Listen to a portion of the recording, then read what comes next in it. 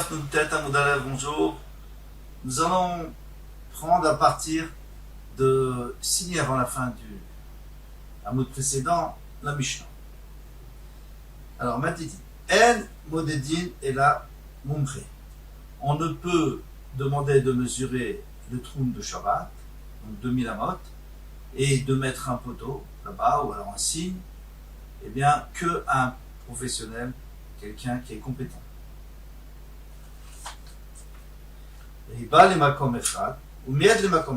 Maintenant, si ce professionnel, il a fait une différence entre deux mesures, donc il est en train de mesurer le nord, on va dire, il a mesuré à gauche du nord et à droite du nord.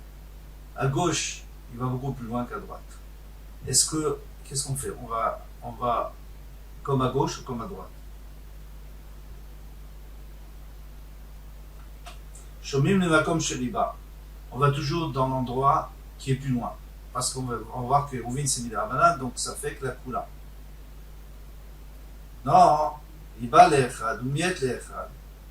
Si il a allongé d'un côté et donc rétréci de l'autre côté, on dirait que c'est la même chose. Shomim le meroubé, on va écouter le côté qui est plus long.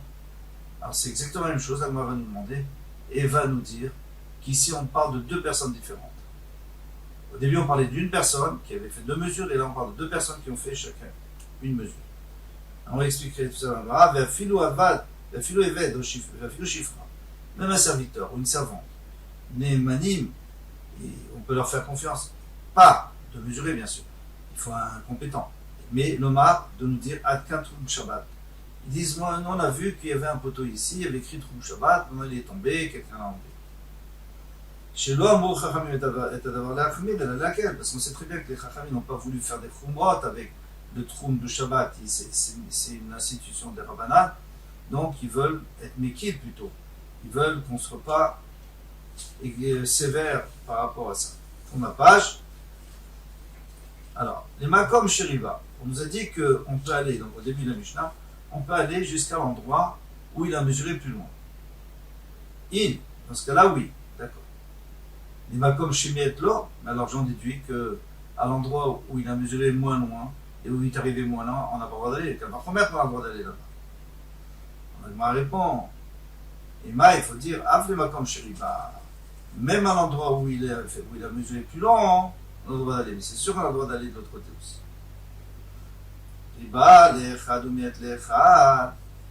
Alors la deuxième partie de la Mishnah que nous avait dit qu'il a multiplié, c'est-à-dire il a allongé d'un côté et de l'autre côté il a rétréci. À tout l'amali. À noir, pourquoi tu as besoin de me dire? Tu nous as déjà dit ça. Ainsi veut dire.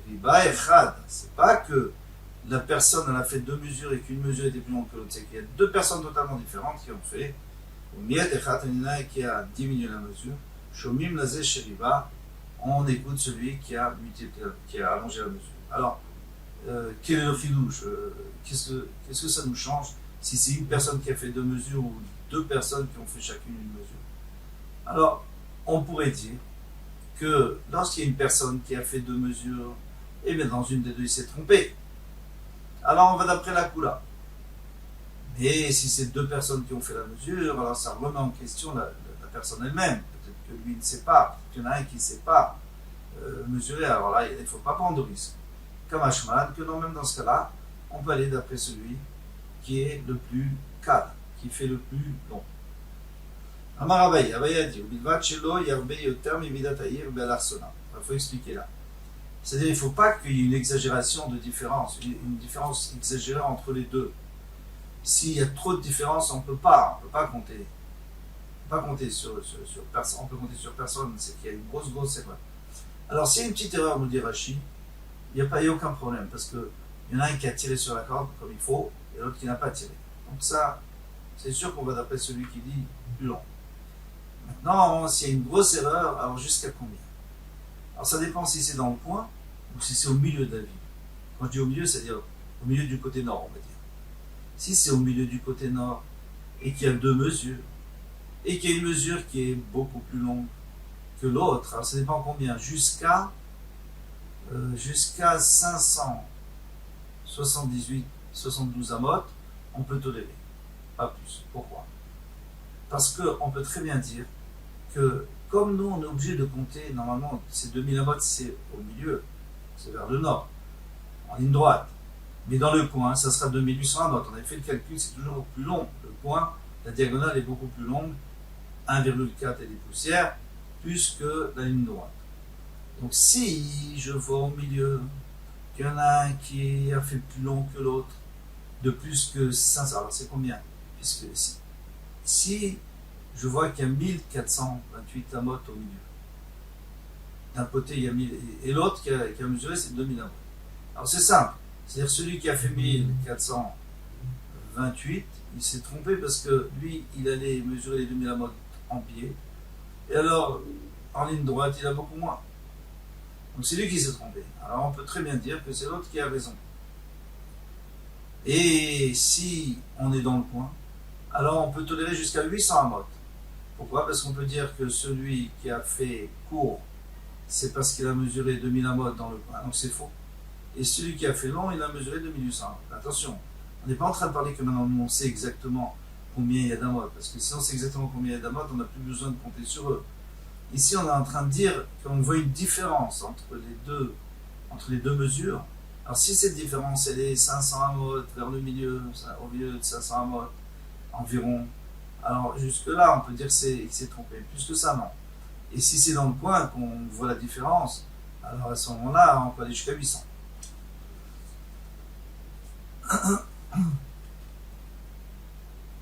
Et c'est ce qu'il dit Abaye, Balarsona. C'est-à-dire qu'il faut arriver à voir s'il n'a pas fait une erreur entre la ligne droite et la diagonale. Chez l'amour, on a dit dans la Mishnah que les Chachamim ils veulent qu'on fasse la coula. Parce que s'ils ont mis des troumines, c'est pour être mekil, c'est pas pour faire du khumra sur les gens, pas pour être sévère envers les gens. Vertania, et pourtant, il y a une braïta qui dit au contraire, ils n'ont pas voulu être plus cool. Et là, les Achmir, ils ont voulu être plus sévères. Et c'est évident. Amar, Ravina, Lole, Akel, Divrei Torah, et la Achmir, Divrei Torah. Bien sûr. Si tu parles par rapport à la Torah, bien sûr qu'ils sont venus pour être marqués, ils sont venus pour être plus sévères, puisque la Torah elle-même, elle dit, elle ne parle pas du troum de Shabbat. D'après certains Rishonim, il n'y a pas de troum. On peut aller où on veut.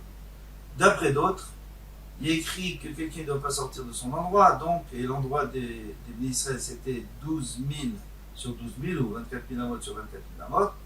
Alors, là, ça s'appelle déjà, si on sort de 24 000 amot, on a un problème de troum d'après le Torah. Mais de 2 000 amot, il n'y a aucun problème. Alors, c'est les Chachamim, ils ont voulu être mahmir, ils ont voulu être sévères sur la Torah. Les troumines de Rabbanan. Cependant, les troumines, finalement, donc c'est Midarabanan. Puisque c'est Midarabanan, donc on peut faire safek, s'il y a un safek, s'il y a un doute, laquelle on fait la coula. Matiti, nouvelle Mishnah. Ir chez Yachid. Alors on ne va plus parler maintenant du trou, on va parler du rouf. On revient au rouf et plutôt au chitouf. Alors chitouf et mavouot, on avait expliqué, c'est un peu comme le rouf chatzerot.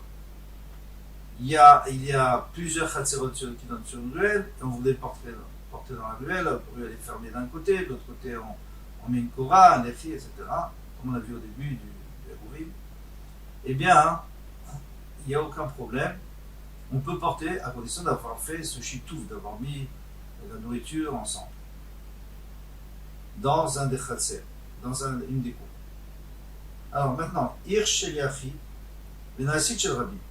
Il y a une ville qui était de particulier. Quand on dit de particulier, ça ne veut pas nécessairement dire que ça appartient à une personne, mais ça veut dire qu'il n'y a pas beaucoup de monde, il n'y a pas 600 000 personnes.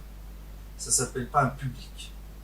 Mais la Sitch el Rabim, elle est devenue publique, elle est devenue, ça y a eu 600 000 personnes finalement, petit à petit, qui se sont installées. Et on apprend tout ça du Midbar, puisqu'on apprend du Midbar, de porter tout du Mishkan. Et bien là-bas, il y avait 600 000 personnes. Mais Arvin et Kula. Puisqu'elle est pour l'instant Yachid, alors on va garder les termes de la Mishnah, bien qu'il prête à confusion. Yachid, ça devrait dire particulier, Rabim, public. Ici, Yachid, c'est moins de 600 000, et Rabim, plus que 600 000, donc on va juste dire Yachid et Rabim. Alors, Mervim et Kula, on peut faire un Hérouf de toute la ville. Toute la ville, on fait un chitouf sur toute la ville, et comme ça on peut porter dans toute la ville. Mais chez le Rabim, alors pourquoi est-ce qu'on peut porter dans toute la ville? Ah, mais maintenant c'est devenu 600 000, et il y a des gens qui se sont installés. Alors pourquoi on a le droit? Parce que Rachid nous dit, on parle dans le cas où il n'y a pas de grande rue, qui fait 16 amotes de large et qui va d'un bout à l'autre bout de la ville et qui sort vers l'extérieur. Donc ça ne s'appelle pas un Reshut Rabim comme dans le Midbar. C'est pas exactement comme Midbar. Donc on peut se permettre de faire un Hérouf. Mais Rabim et Kula. Chez le Rabim Venasit Sheliakim. Maintenant, si c'était une ville où il y avait 600 000 personnes et les gens sont partis, il y a beaucoup moins que maintenant, en Mervin et Kula. On n'a pas le droit de faire un Hérouf de toute la ville. Pourquoi? Tout simplement parce que les gens, eux, ils n'ont pas compris, les gens, on va dire les gens qui sont pas, qui connaissent pas les halachot, les ignorants. Dans leur tête, c'était une grande ville et on portait. Alors ils disent, quand ils vont aller dans n'importe quelle grande ville, ils vont porter. Ils ne savent pas que nous, ici, on avait une solution, c'est parce que maintenant, il n'y a plus 600 000 personnes. Alors qu'est-ce qu'il faut faire? Il faut faire un équerre. Il faut faire un signe pour que tout le monde comprenne que c'est le Hérouf qui permet pas autre chose. Et là, il y a une salade qui est Khadasha chez Yehuda. Sauf s'il a laissé en dehors du Hérouf, donc un quartier où on ne porte pas. Et alors chacun qui va demander mais pourquoi vous ne portez pas, ils vont dire parce qu'on n'est pas dans l'Hérouf, donc ils vont comprendre qu'il y avait un Hérouf. Eh bien, c'est quoi Seri Khadasha chez Yehuda? C'était une ville qui s'appelait Khadasha et qui était à Yehuda. Chez Shba Chamishim Yurim, elle était toute petite cette ville, c'est un petit village de 50 habitations. Il y aurait Rabbi Yehuda sur Rabbi Yehuda. Rabbi Shimon Omer, Gimel Chatzerot Shel Shnei Batim. Non, il n'y a que 3 Chatzerot, 3 cours avec 2 maisons, 2 habitations dans chacune, ça fait 6 habitations. Et ça suffit pour que les gens réalisent, on ne porte pas là-bas, c'est qu'il n'y a pas des roues, etc. Mara. Est-ce que tu as un exemple d'une ville d'un Yachid? Pourquoi est-ce qu'une ville, une petite ville, elle deviendrait d'un seul coup une grande ville? Rabbi Yehuda, qui discarta des Resh Galuta. La ville du Resh Galuta, le Resh Galuta c'est le prince de la diaspora, et bien lui il attire vers lui beaucoup de monde. Donc rapidement ça augmente la ville. Amarle, Rav Nachman Maïtama, il a dit quelle est la raison? Il est mamichon de Shriché Gabé Armena. Si tu penses que c'est parce que il y a beaucoup de gens qui viennent chez le maître c'est le Resh Galuta. Pourquoi? Pour lui demander l'autorisation de juger ou alors de faire la smicha au talmidim. Donc il y a du monde qui gravite autour de lui. Matkire Adadé, donc chacun rappelle l'autre, il dit attention, tu sais, on peut porter ici, mais c'est parce qu'on a un rouve, mais et autre part, il ne faut pas apporter. Alors il dit, mais si c'est à cause de ça, Koulou Israël Nami, alors dans ce cas-là, dans toutes les villes d'Israël, c'est la même chose. Pourquoi? Les tzafra des Shabbata, Shabbat matin, les gens se réunissent. Shrichi Gabé Adadé, tout le monde se réunit. Alors il y en a qui disent pour Bachir, lui dit pour le shiur, parce que les gens qui n'avaient pas le temps d'étudier toute la semaine, Shabbat, ils venaient pour le shiur.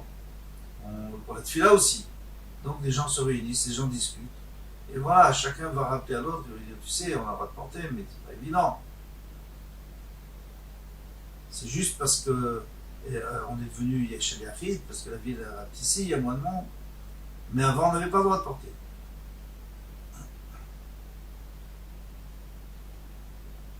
On pourrait rapporter l'anecdote de Napoléon qui avait entendu que chez les Juifs, à la choule, à la synagogue, il y a du café, tout ça, et puis les gens font kidouche, ils discutent. Et là-bas, il y a les nouvelles toutes fraîches. Ils savent beaucoup de choses que personne ne sait. Alors Napoléon qui voulait aller aux nouvelles, il s'est dit tiens, je vais apprendre quelque chose. Il se déguise en juif, religieux, et il va là-bas. Et donc il commence à écouter, il y a quelqu'un qui s'approche de lui, il dit prends vite ton café parce qu'à ce qui paraît, il y a Napoléon qui vient nous voir aujourd'hui. À tel point, on est au courant de tout. Et là, Rav Nachman. Rav Nachman a dit, donc, on n'est pas obligé de parler de la ville du Resh Galuta. Et on dit Skarta des Natzoué. Il y a un monsieur qui s'appelait Natzoué qui avait une ville, et donc la ville a grandi, et voilà, c'est devenu une ville de rabbins. C'est-à-dire au début c'était une petite ville qu'il avait ouverte, lui, et petit à petit elle s'est agrandie. Et maintenant, donc c'était Yachid, et ça devient Rabbi. Tano Rabbana, on va nous enseigner, Irshel Yachid, Venasid Shel Rabbi. Donc une ville d'un Yachid, d'un particulier, c'est-à-dire petite, Venasid Shel Rabbi est devenue grande, Vershutarabim Over et Betocha. Et maintenant, on avait dit que si un vrai Shutarabim qui traverse toute la rue, toute la ville, et qui a 16 amotes de large, pardon, on ne peut pas faire de rouf. On pouvait faire un rouf s'il n'y avait pas ça. Alors, comment on pouvait faire pour arranger, pour qu'on puisse faire un rouf quand même?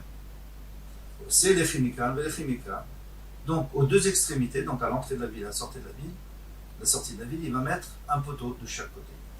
Au koramikan, ou alors une poutre d'un côté, une poutre de l'autre côté, horizontale. Et alors après, il peut porter n'importe où. Et il vient nous dire un nouveau din qu'on va expliquer dans l'avenir, Bezrat Hashem. On ne peut pas faire deux hérouvines. Moitié de ville, un hérouv, l'autre moitié de ville, un autre hérouv. Non, on va expliquer pourquoi, plus loin dans le moral.